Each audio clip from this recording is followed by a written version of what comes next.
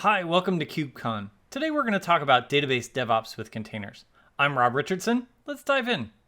Here's the part where I tell you I'm definitely going to post the slides on my site tonight. I've been that person chasing the speaker. It hasn't worked out very well for me either. So let's head to robrich.org where the slides are online right now. If you go to robrich.org, click on presentations. Here's Database DevOps with containers. The slides and the code are available online right now. While you're here on robrich.org, let's click on About Me and we'll see some of the things that I've done recently. I'm a Cyril developer advocate. If you need help taming your data mesh, let's chat. I'm a Microsoft MVP, a Docker captain, and a friend of Redgate. AZ Give Camp is really fun. AZ Give Camp brings volunteer developers together with charities to build free software. We start building software Friday after work. Sunday afternoon, we deliver the completed software to the charities. Sleep is optional, caffeine provided. If you're in Phoenix, come join us for the next AZ Give Camp. Or if you'd like a Give Camp in your neighborhood, hit me up on email or Twitter and let's get a Give Camp near you. Some of the other things that I've done, I do a lot with Docker and Kubernetes training and consulting. If you have that need, hit me up. One of the things I'm particularly proud of, I replied to a .NET Rocks podcast episode. They read my comment on the air and they sent me a mug. Woo! So there's my claim to fame, my coveted .NET Rocks mug. So let's dig into Database DevOps with containers. When we look at DevOps, our goal is about consistency, reliability, and cost. A DevOps pipeline will do things automatically, and computers are really good at not getting distracted or doing things in unusual ways. Basically, our goal is to automate all the things. This wasn't always the case, but right now, computers are cheaper than people. So let's let the computer do this instead of the people. A DevOps pipeline. When we look at a DevOps pipeline for applications, we have something that looks a lot like this. Now notice how it starts and ends with customers.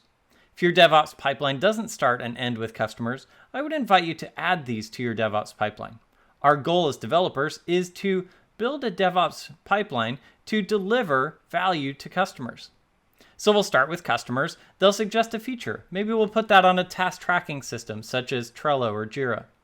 As a developer pulls that task, they'll create the code and ultimately commit that code into a source control system. The build kicks off, doing all the things the build does, validating that the code works as expected, and finally deploying it to a pre-production environment where we can run some additional tests. Once those tests pass, we can deploy into production and get customer feedback. Now this is perfect. We get to see all of the pieces, and when this pipeline works well, we get customer value deployed into production really elegantly. Now, the beauty of this DevOps pipeline is if we have a problem, we can stop, and we can take stock of things. Now, if a unit test fails, we may go back to the Jira board, or we may go back to the developer and continue iterating on that feature. As we talk about shifting left, the goal is to shorten that pipeline so that we can get the most value as quick as possible. Let's fail fast. So here's a DevOps pipeline for applications. Where's the primary copy? If we were to lose everything else, what could we do? Well, the primary copy in an application DevOps pipeline is here in the source code. We can always take that source code, rebuild it, and deploy it to all the environments. But if we lose the source code, we're kind of sunk. Let's turn that on its head. What about for databases? Where is the primary copy now? As we look at this content, the primary copy is not necessarily the code. We're definitely going to store the schema and lookup data there. The primary copy is the production database. Even the schema is a little bit extraneous. Our goal is the production data. So with a DevOps pipeline for databases, let's start with that production database and see if we can get it into other non-production environments safely. I'm going to zoom in a little bit. Let's take a look at production, pre-production environments, dev test environments, and developer environments. Now, if we have a production backup and restore, then that's a DevOps pipeline specifically for production databases. We could call this disaster recovery. As we start moving down the chain, we might have a pre-production environment where we need to manipulate the data a little bit, clean up things, maybe use different connection strings.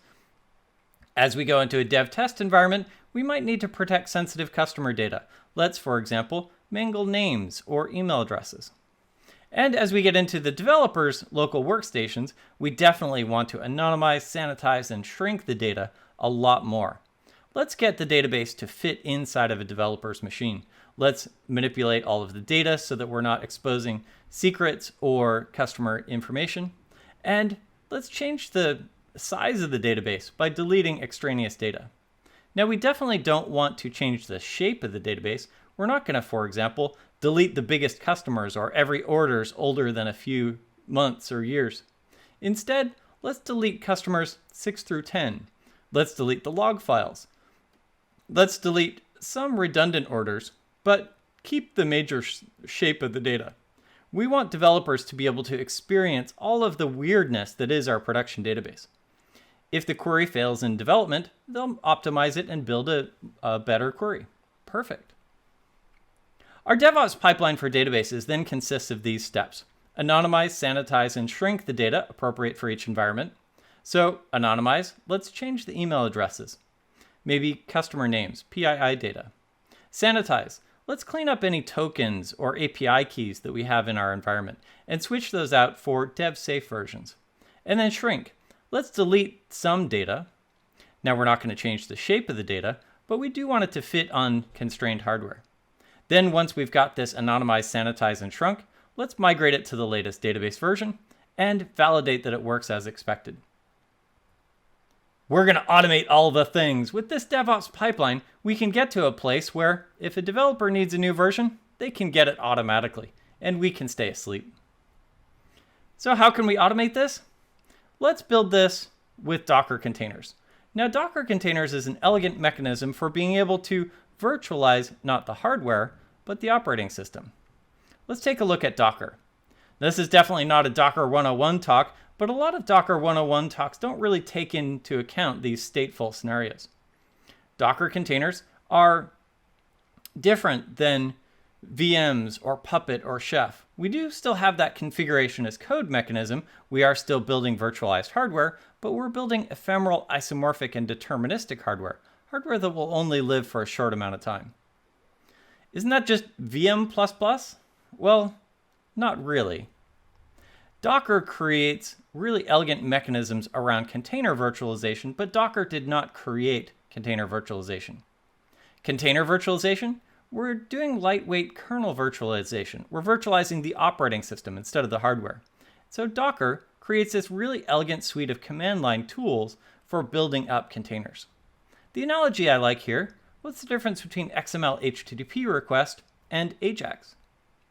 Well, from a technical standpoint, nothing. But from a use case specific experience, everything.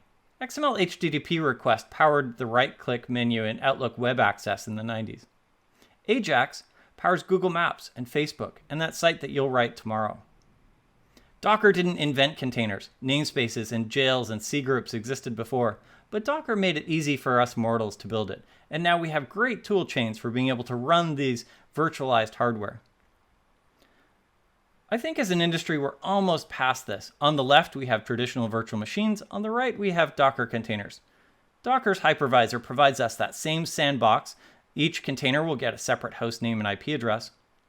But because we don't have copies of the operating system in each container, then we can run a whole lot more efficiently on our hardware.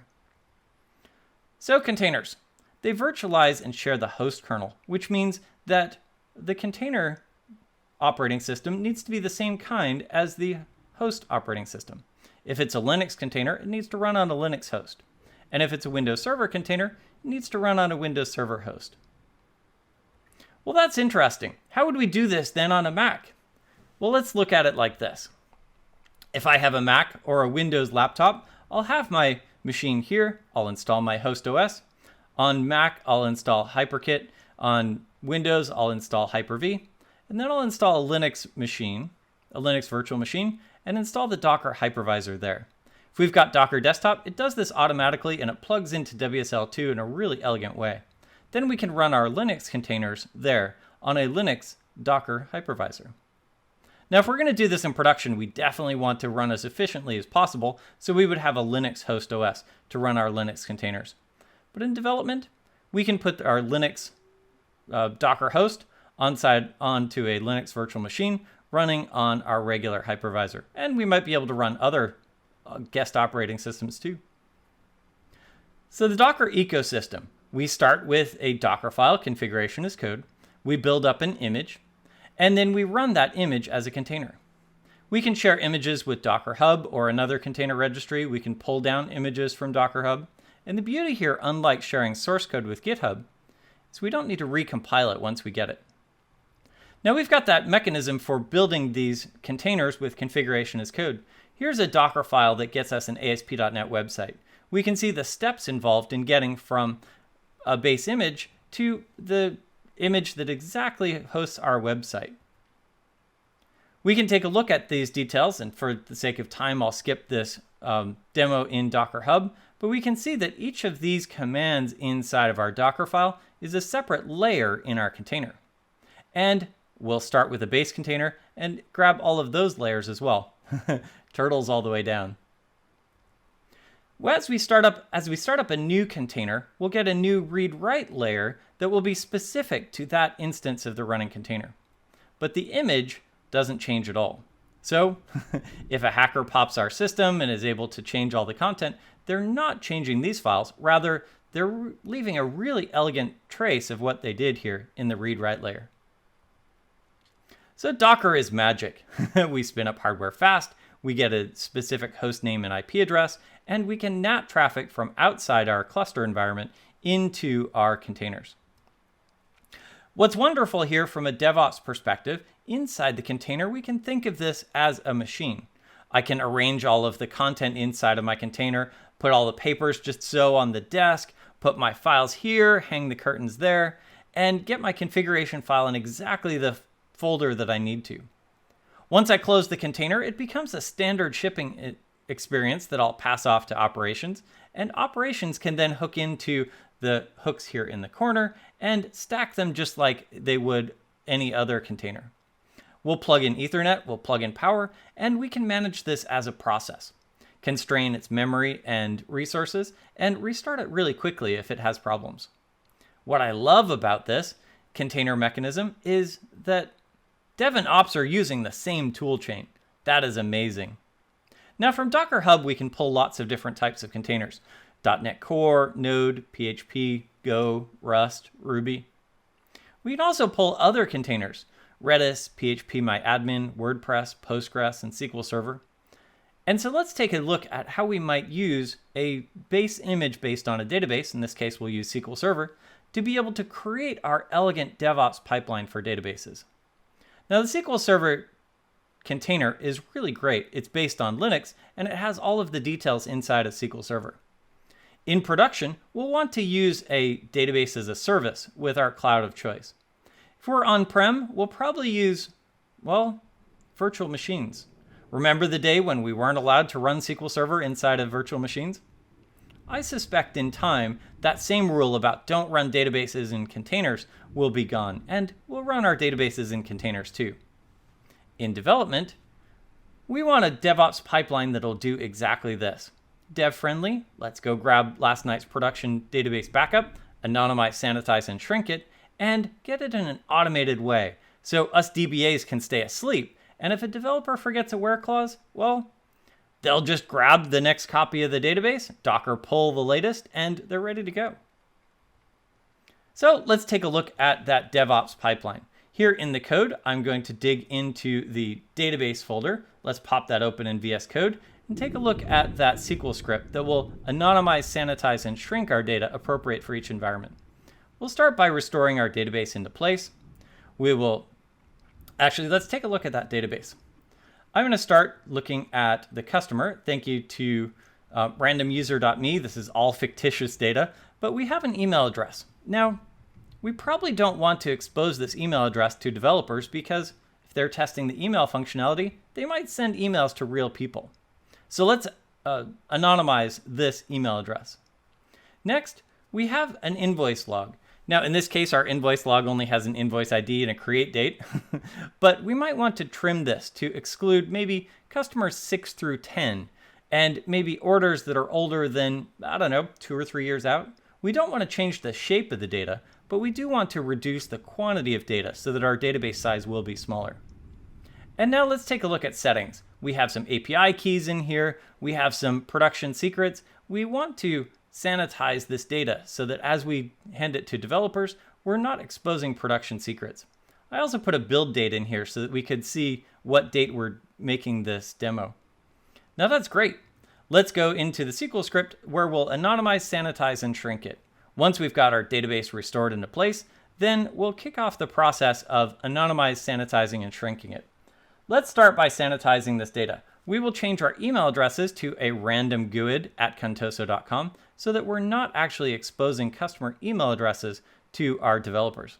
Next, let's sanitize the secrets, changing to a dev safe value, and we'll add today's date to the build date just so that you can see when the database was created. Let's shrink the data. We'll delete some invoice logs, in this case where 1 equals 0, so not at all. And finally, we'll truncate our logs and shrink our database. Now, each of these commands creates a new layer in our image. So if we were to start here, we would still have our production database in our image, and we would have all of these production secrets in place in previous layers. So let's create a Docker mechanism where we can ultimately create a new image that only includes this data store. A few things to fix. Let's fix the orphaned user and set the SA password to a dev safe password so developers can get in if they need to. Now let's flip over to the Docker file that makes this possible. Here's this Docker file where we can start with a SQL Server image. This is a Linux image. We'll accept the license and set the SA password. And now let's copy in our production database backup. So let's do that database backup right here. Back up our database. And now we've got a database coming from Windows that we'll copy into this Linux container. Okay, so let's kick off the process of running this script, which will anonymize, sanitize, and shrink this database. We do need to wait for the engine to come up, and we have to guess how long it'll take.